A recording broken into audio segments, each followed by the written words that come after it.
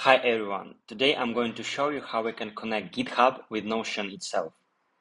So we have to open this drop-down, then go to the settings, then to connections, click See All, and then choose GitHub Workspace connection.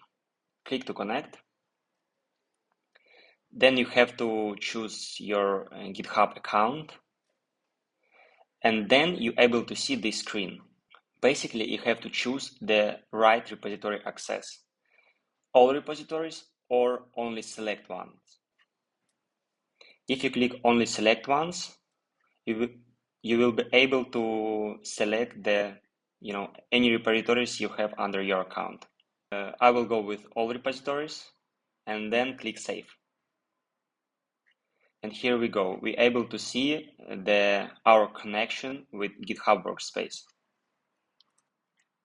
And then you have to add new column, choose GitHub pull request connections, and then you will be able to choose the prefix for your task ID. Or go even without it. And I will go with issue prefix.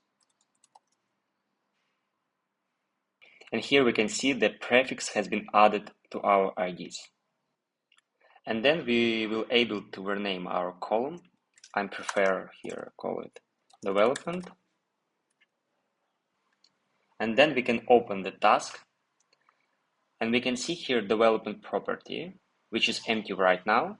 But since we will link our pull request with this ID, we will be able to see the pull request reference here. Thank you so much for watching this video. I hope this was helpful for you, but if it doesn't, just let us know. Thank you so much and see you soon.